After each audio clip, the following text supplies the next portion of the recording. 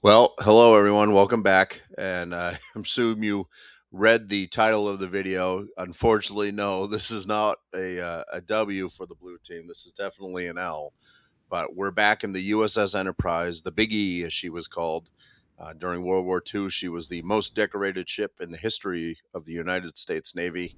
And we rewarded her after that and her dedicated service, which went from the aftermath of Pearl Harbor all the way up until the end of the war, the carrier raids on Japan. We rewarded her for her service, record breaking performance by scrapping her and turning her into razor blades. If you look at the back of the ship, you can see the name Enterprise. Those plates with the name on it are literally just about the only thing left of the Big E. So I'm going to take a minute to take a sip of coffee and attempt not to rage out on this video while my first flight of torpedo bombers tries to go out and find enemy planes and enemy ships.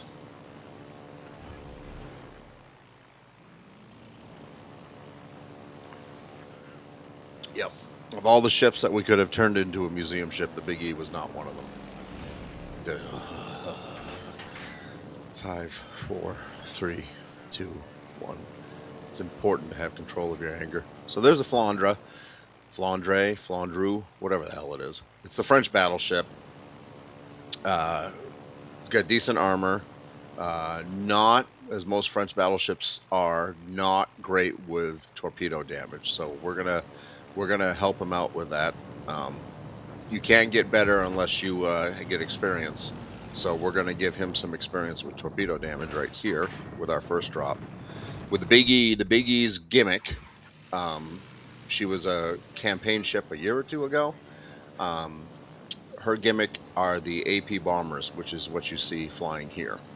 These things are absolutely deadly in the right hands. However, you have to know how to use them. You specifically have to know what ships have strong deck armor and what ships do not. As a general rule, American battleships, especially later American battleships, newer American battleships, have stronger deck armor than, say, like a German battleship. But where this thing truly shines is when it has the ability to line up on a cruiser. The cruisers typically don't have very strong deck armor. So if you can not drop from a high altitude, you can get right down on top of the cruiser and basically drop them right down her stack. Watch how close I get to the deck of the cruiser here. 3 citadels, I don't know how much damage, 13,000 damage maybe. And we're going to come around and take another swipe at them. I think that's a Russian cruiser, right? The Kronstadt.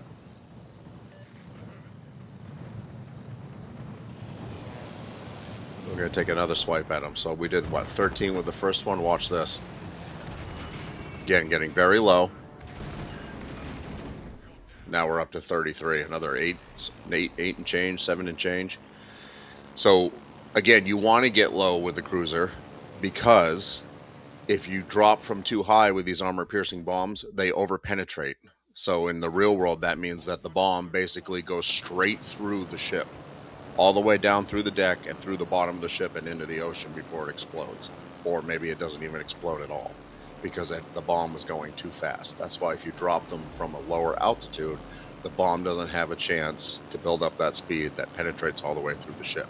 There's even some battleships that are like this, especially the older ones that were designed before air power became a real concern. So we're going to line up on the Flandre again. She's not having a good time. It looks like the barbecue that they had scheduled on this Friday got a little out of hand. We're going to put some more holes on, this time on the port side of his ship. He's both, well, no, he's not flooding this right now, but he's still on fire, and you can see he's taking a lot of damage. He's probably not much longer for this world. And he's also making the mistake of turning slightly towards me to line me up even better. So we had 3 more coming at him. Let's see how many of those hit. 1, 2, 3, and cause flooding. And I think he's going to go down here in short order. There he goes. Torpedo planes are excellent. One of my favorite things, and you're going to get to see it here in a minute, is going head-to-head with a destroyer. This, and knocking out destroyers with my torpedo planes. I love attacking the cruisers with the AP bombs and lightly armored battleships, and I love taking out. It's very satisfying to take out a destroyer with the torpedo planes here. So I'm kind of fishing around here, trying to figure out what targets I want to go after. The guys north of D, we've already captured there. Doesn't really seem that dangerous to me. We have a bunch of people south of A, but there's hardly an enemy presence there, only one destroyer, and that's, by the way, the Friesland, which doesn't have torpedoes, so I'm thinking we're doing pretty good right now. And I've been wrong before, and I'm wrong this time. We're going to hit the, I think that's the Borodino, Russian battleship. Again, another type of ship, another country that does not have fantastic deck armor. Oh yeah, we're going to line up on him again. Watch this. He's turning. See that oval? When that oval lines up on the ship, good things happen. Like 6 citadels and 21,000 damage. I think that's one of the biggest hits I've ever had with this ship. Unfortunately, you can see things have taken a turn here, and they're starting to capture our base at sea, where we started out. And look, I'm detected. That's not great. So the Friesland's detected me. He's within my detection circle, my detection range. So, yep, equip the torpedo bombers, and we're going to go try to take this guy out. Hopefully he's a little too distracted shooting at our friends who, for some reason, they're congregating around that island south of A. I don't know why.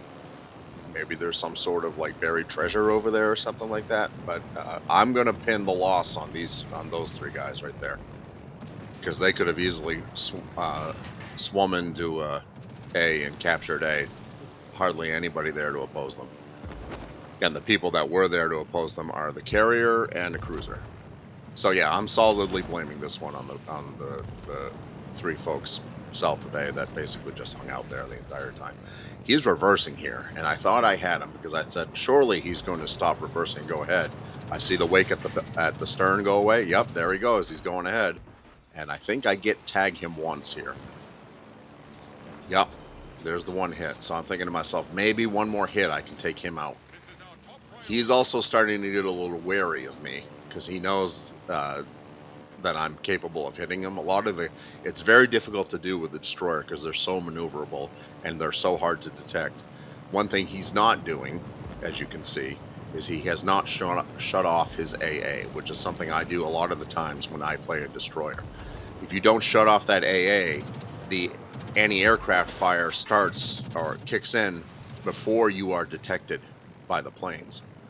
So once the planes basically start getting shot at, all you got to do is just follow the guns in, and oh look, there's the destroyer who's shooting at me. Otherwise, most destroyers, you have to get right on top of them to see them.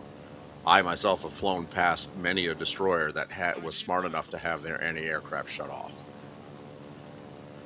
So at this point, I've got a choice to make.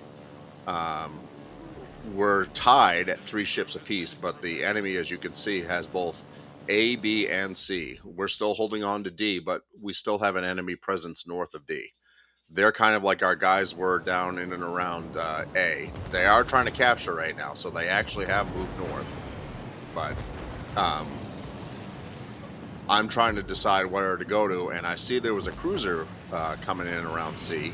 So I'm going to try to take on this Dutch cruiser. And I'm going to tell you right now, if there's one group of ships that I hate in this game more than any other group of ship that I have the hardest time with, it's these Dutch cruisers.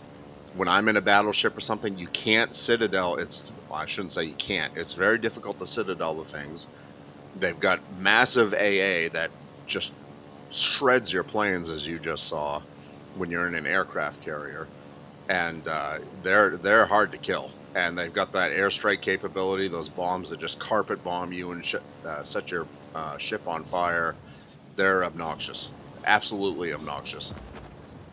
So first drop, he went right around him, split the difference. This one I'm going to line up on him a little bit better. Where the first one we didn't do anything, this one we're going to do it all. God, I cannot tell you how satisfactory that is to me. Oh my God, I hate those Dutch ships. 4 citadels, and there's the kill. Second kill of the game. So now we got a 101. My plan is I'm pretty sure we're going to hold on to D because I can see that those two enemy ships, those two enemy battleships, they are not very aggressive. We've got a destroyer over there. I'm counting on it. I was planning on swinging up there to try to take them out, but then again, here's the anti-aircraft. And I can't decide if he was doing that on purpose or he just doesn't know how to shut the anti-aircraft off. Most players, in my experience, I don't think they do. I don't think they know that's an option to shut it off. So I thought I had him lined up pretty good there. I thought he was going to turn into them. And turns out he was smart enough to slow down and let them go by. That's about the best play you can make there. That's why I dropped them so close astern, is because it basically, for a destroyer, it basically locks them into running parallel to those torpedoes. That's usually enough time for me to get swung around and drop 90 degrees to those first set of torpedoes. That's like my classic move on how to I try to take the destroyers out. So at this point, Friesland, he's right there, but he doesn't have torpedoes. And I realize that if something doesn't change here, we're down by 300 points. We're down by 3 captures. I've got a cruiser on C. I've got a battleship on A up against a carrier. I'm going to try to take my chances here and say, put my faith into those guys. Where have I heard that mistake before? But I'm going to try to go up here and keep these guys from capturing D now that they've decided to sail south. There's kill number 3. Goodbye, Bismarck. In real life, for those of you who don't know, in real life, the Bismarck, the coffin in the nail. No. Yep. Good job, Brendan. There's a. The nail in the coffin for the Bismarck. Yep, that's right. Good job, engineer. You're a good speaker. The nail in the coffin of the Bismarck were torpedo attack made by biplanes. Bismarck, one of the most modern, scariest, at least on paper, battleships ever made. Definitely in the world at that time, was disabled. Her rudder was disabled by a torpedo attack from the slower than death, literally driving at moderate highway speed biplanes. That one of them hit her in her stern and disabled her rudder.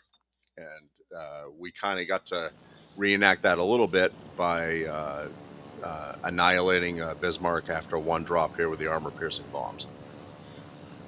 So now we've captured C and D. The battle's not over yet. There's 3 minutes left, but if it's going to happen, we got to make it happen now. So I got to decide, who am I going to go after? And I make the decision to go after the Alabama. And the reason I do that is because I figure between myself and this destroyer here, we can take out a battleship, and then that's the switch of points. You know what I mean? We start to chip away at their now almost 400-point lead. I still think that we're not going to come out on top here. Spoiler alert, like I said, I was right. But I got to give it, I feel like this is the best place for me to spend my remaining time in this battle. So I'm trying to drop from a little bit higher here because the Alabama has better deck armor. I do 7,000 damage, but you can see there's no citadels there. By the way, we have, if you look at the scoreboard up on the top right, we have 21 citadels in this battle. So I'm definitely spotted. I don't care. I've got to try to make a play here. So I'm going to try to make a play for B. I'm thinking for a minute, maybe I should turn around for safety, but then I'm like, nope. You know what I'm going to do? I'm going to make my ship as small a target facing him as possible. This cruiser here, this German cruiser, and I'm going to head straight at him. We got to make a play. We're 75 points away from losing this game. So at this point, I'm like, well, the German cruiser is more than willing to let me know that that he's here. So I'm going to reward him by putting some holes in his deck. He's reversing, which caught me off guard. I drop a little bit higher than I really wanted to. There's another citadel and a decent chunk of damage, but as you can see, the score's ticking up here. We're running out of time. I have to try to swing around to try to make another attack, even though I know he's going to shred at least one of those planes. There goes the second one.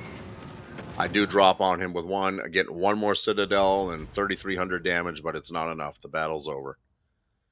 Well, I hope you enjoyed this and I got a chance to show you what the Big E can do. Top of the team, leaderboard. There'll be more from the Big E and Ships Go Boom in the near future. See you then.